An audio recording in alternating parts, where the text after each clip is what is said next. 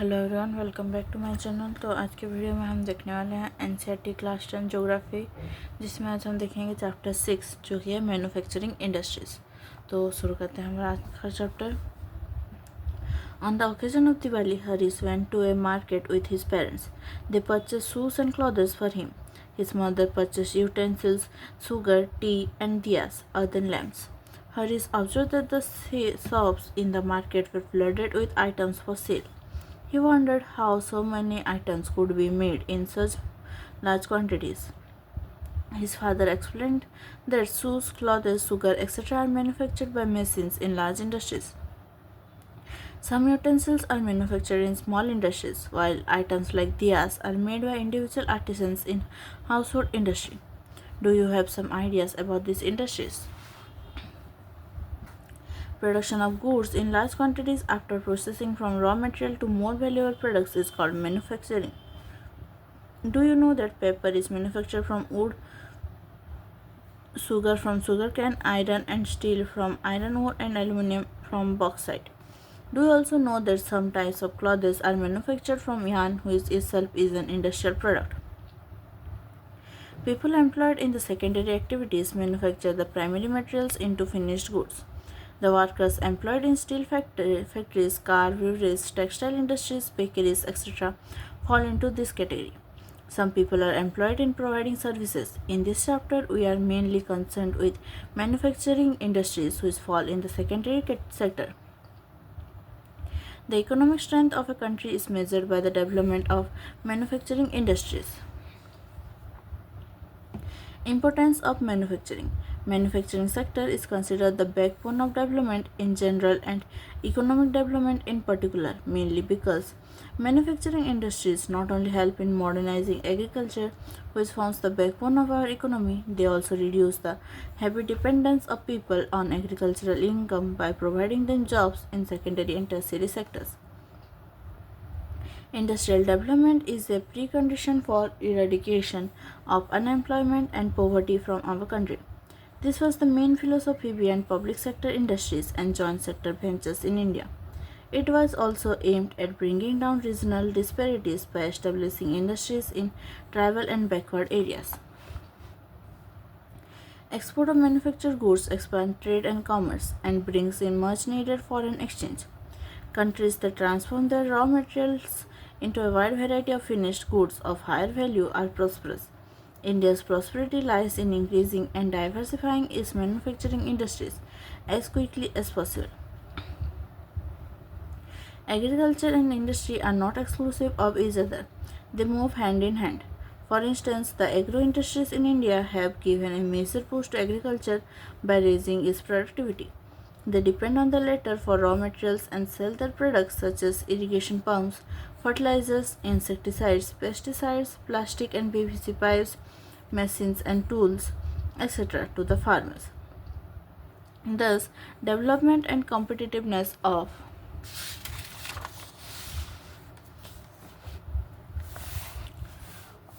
manufacturing industry has not only assisted agriculturists in increasing their production but also made the production processes very efficient.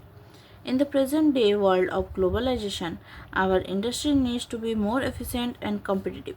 Self sufficiency alone is not enough. Our manufactured goods must be at par in quality with those in the international market. Only then will we be able to compete in the international market. Contribution of industry in national economy.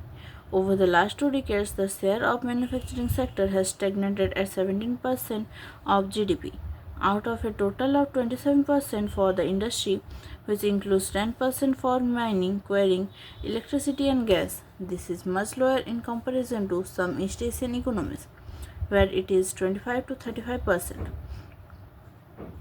The trend of growth rate in manufacturing over last decade has been around 7% per annum.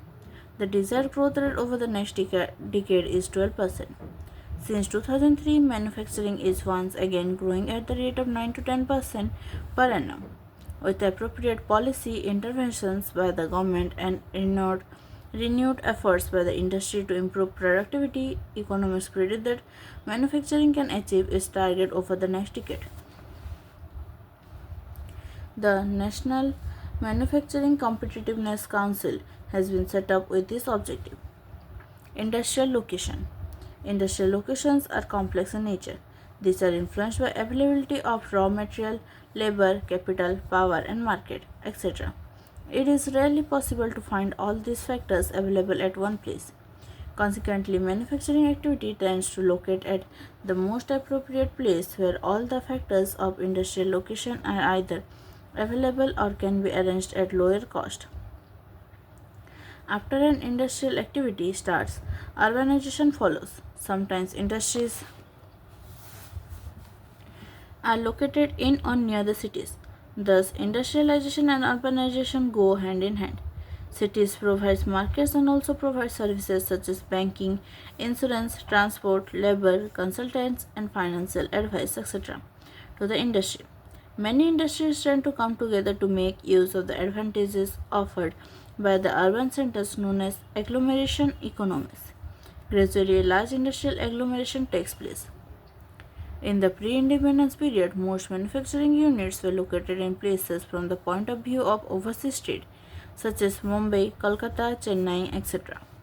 Consequently, there emerged certain pockets of industrially developed urban centers surrounded by a huge agricultural rural hinterland. The key to decision of factory location is the least cost. Government policies and specialized labor also influence the location of industry. Classification of industry lists the various manufactured products you use in your daily life, such as transistor, electric bulbs, vegetable oil, cement, glassware, petrol, matches, scooters, automobiles, medicines, and so on. If we classify the various industries based on a particular criterion, then we would be able to understand their manufacturing better. Industries may be classified as follows on the basis of source of raw materials used: agro-based, cotton, woolen, jute, silk, textile, rubber and sugar, tea, coffee, edible oil; mineral-based, iron and steel, cement, aluminium, machine tools, petrochemicals. According to their main role, basic or key industries are those who supply their products as raw materials to manufacture other goods. Example: iron and steel and copper smelting, aluminium smelting. Consumer industries that produce goods for direct use by consumers: sugar, toothpaste, paper, sewing machines, fans, etc. On the basis of capital investment, a small scale industry is defined with reference to the maximum investment allowed on the assets of a unit. This limit has changed over a period of time. At present, the maximum investment allowed is Rs 1 crore. On the basis of ownership, public sector owned and operated by government agencies, whale, sale, etc. Private sector industries owned and operated by individuals or a group of individuals, Tisco, Bajaj Auto Limited, Dabur Industries. Joint sector industries which are jointly run by the state and individual or a group of individuals. Oil India Limited is jointly owned by public and private sector. Cooperative sector industries are owned and operated by the producers or suppliers of raw materials, workers or both. They pool in the resources and share the profits or losses proportionately. Such examples are the sugar industry in Maharashtra, the coir industry in Kerala. Based on the bulk and weight of raw material and finished goods. Heavy industries such as iron and steel, light industries that use light raw materials and produce light goods such as electrical goods industries. Agro-based industries. Cotton, jute, silk, woolen textile, sugar and edible oil, etc. industries are based on agricultural raw materials.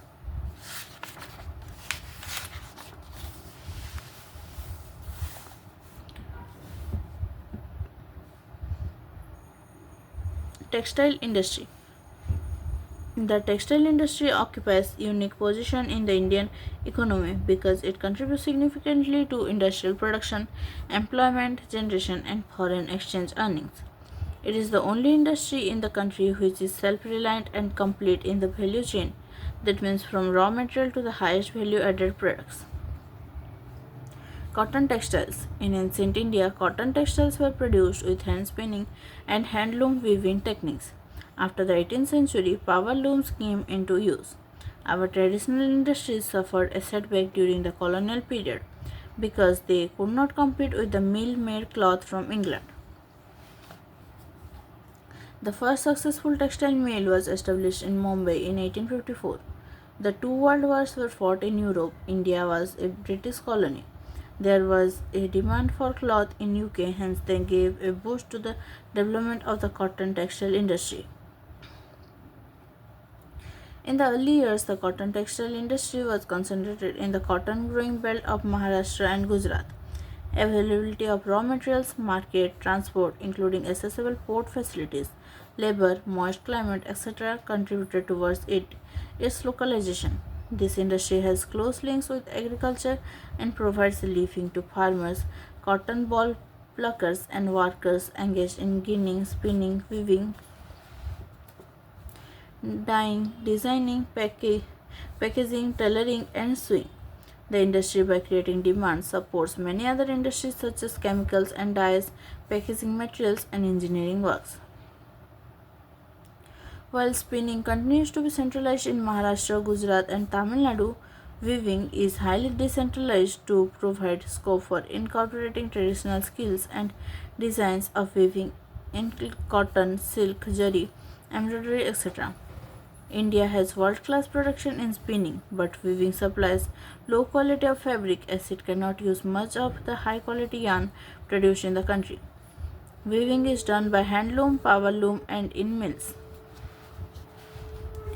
The handspun khadi provides large-scale employment to weavers in their homes as a cottage industry. Why did Mahatma Gandhi lay emphasis on spinning yarn and weaving khadi? Why is it important for our country to keep the mill sector looms lower than power loom and handloom? India exports yarn to Japan. Other importers of cotton goods from India are USA, UK, Russia, France, East European countries, Nepal, Singapore, Sri Lanka, and African countries. We have a large share in the world trade of cotton yarn. Our spinning mills are competitive at the global level and capable of using all the fibers we produce. The weaving, knitting, and processing units cannot use much of the high quality yarn that is produced in the country. There are some large and modern factories in these segments, but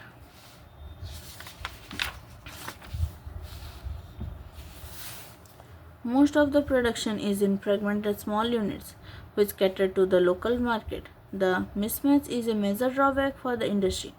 As a result, many of our spinners export cotton yarn while apparel or garment manufacturers have to import fabric. Suppose that yarn is sold at Rs 85 per kg. If it is sold as a trouser, it fetches Rs 800 per kg. Value is added at every stage from fiber to yarn to fabric and to garment. Why is it important for us to improve our weaving sector instead of exporting yarn in large quantities? Although we have made significant increase in the production of good quality long staple cotton, the need to import is still felt. Power supply is erratic and machinery needs to be upgraded in the weaving and processing sectors in particular. Other problems are the low output of labor and steep competition with the synthetic fiber industry. Jute textile. India is the largest producer of raw jute and jute goods and stands at second place as an exporter after Bangladesh. Most of the mills are located in West Bengal, mainly along the banks of the Hooghly River in a narrow belt. The first jute mill was set up near Kolkata in 1855 at Risra. After partition in 1947, the jute mills remained in India, but 3/4 of the jute producing area went to Bangladesh, East Pakistan. Factors responsible for their location in the Hooghly Basin are proximity of the jute producing areas, inexpensive water transport, supported by a good network of railways, roadways, and waterways to facilitate movement of raw material to mills, abundant water for processing raw jute, cheap labor from West Bengal and adjoining states of Bihar, Odisha, and Uttar Pradesh, Kolkata, as a large urban center, provides banking, insurance, and port facilities for export of jute goods. Challenges faced by industries include stiff competition in the international market from synthetic substitutes and from other competitors like Bangladesh, Brazil, Philippines, Egypt, and Thailand. However, the internal demand has been on the increase due to the government policy of mandatory use of jute packaging. To stimulate demand, the products need to be diversified. The main markets are USA, Canada, Ghana, Saudi Arabia, UK, and Australia. The growing global concern for environment-friendly biodegradable materials has once again opened the opportunity for jute products. Sugar industry. India stands second as a world producer of sugar but occupies the first place in the production of gur and khandsari. The raw material used in this industry is bulky and its haulage is sucrose content reduces. The mills are located in Uttar Pradesh, Bihar, Maharashtra, Karnataka, Tamil Nadu, Andhra Pradesh, Gujarat, Punjab, Haryana, and Madhya Pradesh. 60% mills are in Uttar Pradesh and Bihar. This industry is seasonal in nature, so it is ideally suited to the cooperative sector. Can you explain why this is so?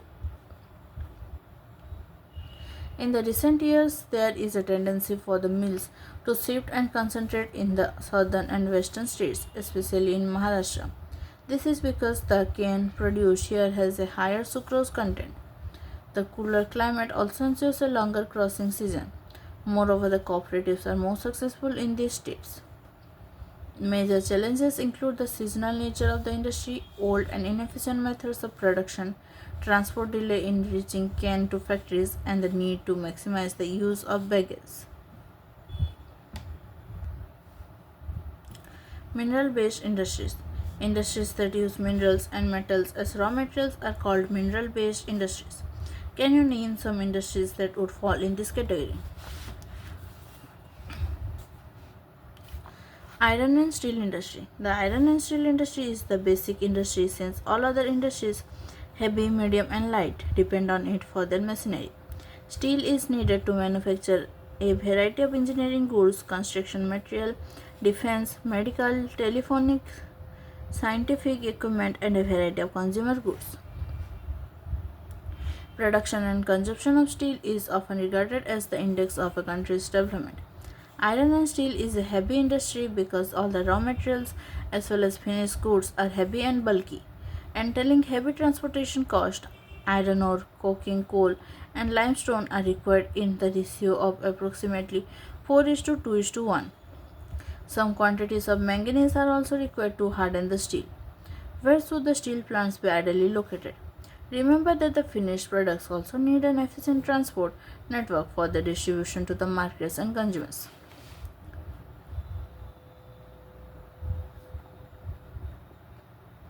In 2019, with 111 million tons of crude steel production, India ranked second among the world crude steel producers. It is the largest producer of sponge iron. In 2019, per capita consumption of finished steel in the country was only 74.3 kg per annum against the world average of 229.3 kg. Why is the per capita consumption of steel so low in India? Many steel plants are smaller, have electric furnaces, use steel scrap and sponge iron. They have re-rollers that use steel ingots as well. They produce mild and alloy steel of given specifications.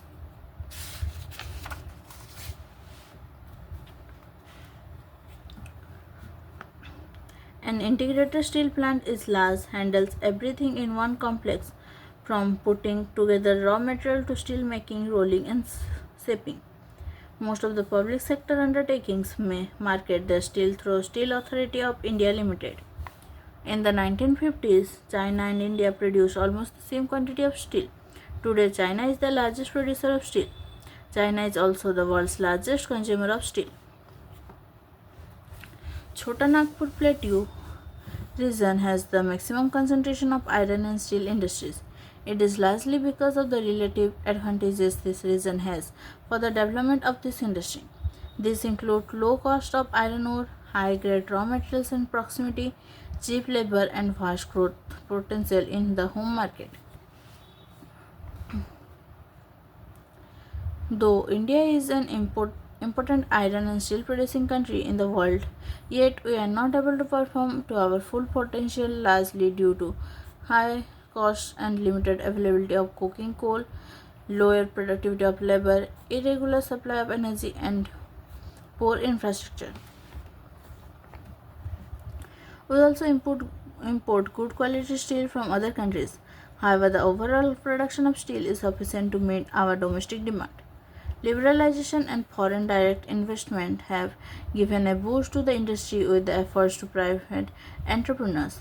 There is a need to allocate resources for research and development to produce steel more competitively.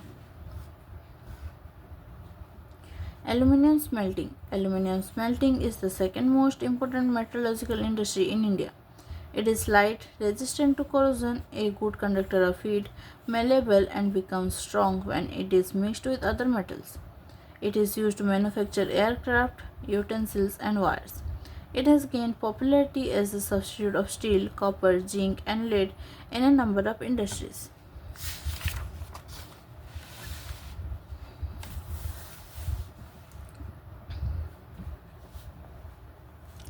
Aluminum smelting plants in the country are located in Odisha, West Bengal, Kerala, Uttar Pradesh, Chhattisgarh, Maharashtra, and Tamil Nadu.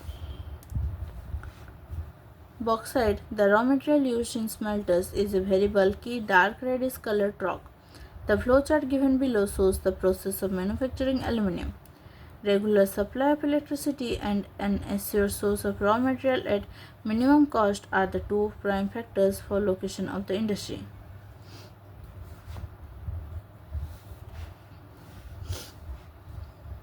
Chemical industries.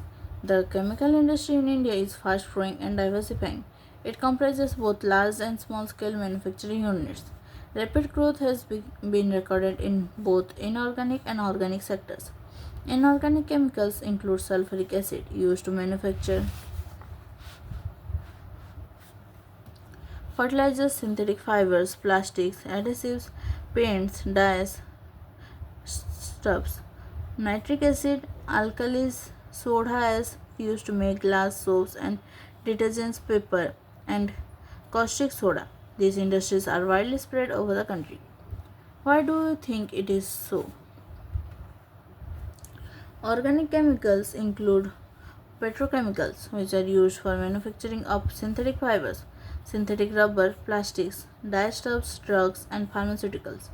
Organic chemical plants are located near oil refineries or petrochemical plants. The chemical industry is its own largest consumer. Basic chemicals undergo processing to further produce other chemicals that are used for industrial application, agriculture, or directly for consumer markets. Make a list of the products you are aware of.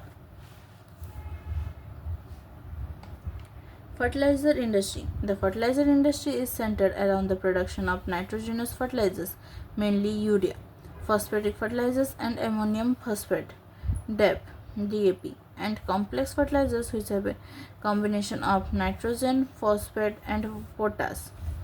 The third, that means potash, is entirely imported as the country does not have any reserves of commercially usable potash or potassium compounds in any form. After the Green Revolution, the industries expanded to several other parts of the country. Gujarat, Tamil Nadu, Uttar Pradesh, Punjab, and Kerala contribute towards half of the fertilizer production. Other significant producers are Andhra Pradesh, Odisha, Rajasthan, Bihar, Maharashtra, Assam, West Bengal, Goa, Delhi, Madhya Pradesh, and Karnataka. Cement industry. Cement is essential for construction activity such as building houses, factories, bridges, roads, airports, dams, and for other commercial establishment. This industry requires bulky and heavy raw materials like limestone, silica, and gypsum. Coal and electric power are needed apart from rail transportation. The industry has strategically located plants in Gujarat that have suitable access to the market in the Gulf countries. The first cement plant was set up in Chennai in 1904. After independence, the industry expanded. Improvement in the quality has found the produce a readily available market in East Asia, Middle East, Africa, and South Asia, apart from a large demand within the country. This industry is doing well in terms of production as well as export. Efforts are being made to generate adequate domestic demand and supply in order to sustain this industry. Automobile industry. Automobiles provide vehicle for quick transport of goods, services, and passengers. Trucks, buses, cars, motorcycles, scooters, three-wheelers, and multi-utility vehicles are manufactured in India at various centers.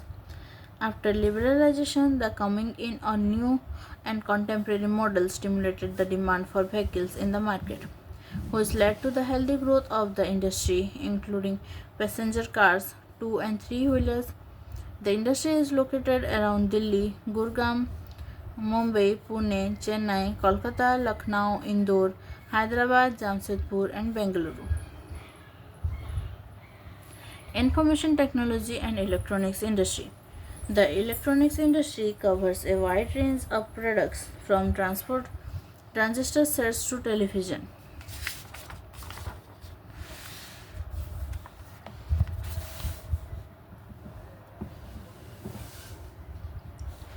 telephones, cellular telecom, telephone exchange, radars, computers, and many other equipments required by the telecommunication industry. Bengaluru has emerged as the electronic capital of India. Other important centers for electronic goods are Bombay, Delhi, Hyderabad, Pune, Chennai, Kolkata, Lucknow, and Coimbatore. The major industry concentration is at Bengaluru, Noida, Mumbai, Chennai, Hyderabad, and Pune. A major impact of this industry has been on employment generation. The continuing growth in the hardware and software is the key to the success of IT industry in India. Industrial pollution and environmental degradation. Although industries contribute significantly to India's economic growth and development, the increase in pollution of land, water, air, noise, and resulting degradation of environment that they have caused cannot be overlooked. Industries are responsible for four types of pollution: air, water, land, and noise. The polluting industries also include thermal power plants. Air pollution is caused by the presence of high proportion of undesirable gases such as sulfur dioxide and carbon monoxide. Airborne particulate materials contain both solid and liquid particles like dust, sprays, mist, and smoke. Smoke is emitted by chemical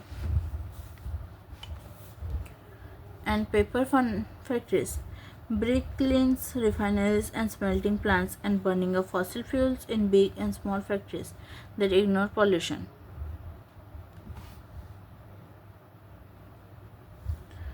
Pollution norms.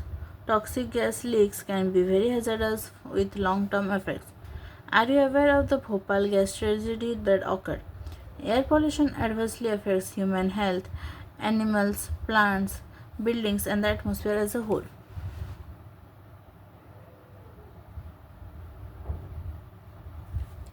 Water pollution is caused by organic and inorganic industrial waste and effluents discharged into rivers. The main culprits in this regard are paper, pulp, chemical, textile, and dyeing, petroleum refineries, tanneries, and electroplating industries that lay out dyes, detergents, acids, salts, and heavy metals like lead and mercury, pesticides, fertilizers, synthetic chemicals with carbon, plastics, and rubber, etc. into the water bodies. Fly ash, phosphogypsum, and iron and steel slags are the major solid waste in India. Thermal pollution of water occurs when hot water from factories and thermal plants is strained into rivers and ponds before cooling. What would be the effect on aquatic life? Waste nuclear power plants, nuclear and weapon production facilities cause cancers, birth defects, and miscarriages. Soil and water pollution are closely related. Dumping of waste, especially glass, harmful chemicals, industrial effluents, packaging, salts, and garbage renders the soil useless. Rainwater percolates to the soil, carrying the pollutants to the ground, and the groundwater also gets contaminated. Noise pollution not only results in irritation and anger, it can also cause hearing impairment, increased heart rate, and blood pressure, among other physiological effects.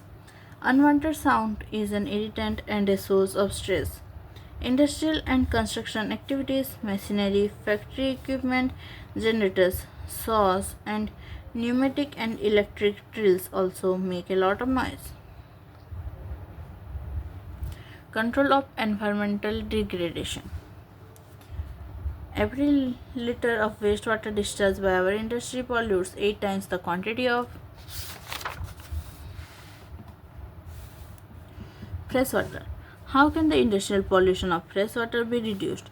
Some suggestions are minimizing use of water for processing by reusing and recycling it in 2 or more successive stages. Harvesting of rainwater to meet water requirement. Treating hot water and effluents before releasing them in rivers and ponds. Treatment of industrial effluents can be done in 3 phases. Primary treatment by mechanical means. This involves cleaning, grinding, flocculations, and sedimentation. Secondary treatment by biological process. Tertiary treatment by biological, chemical, and physical processes. This involves recycling of wastewater. Overdrawing of groundwater reserves by industries where there is a threat to groundwater resources also need to be regulated legally. Particulate matter in the air can be reduced by fitting smokestacks to factories with electrostatic precipitators, fabric filters, scrubbers, and inertial separators. Smoke can be reduced by using oil or gas instead of coal in factories. Machinery and equipment can be used and generators could be fitted with silencers.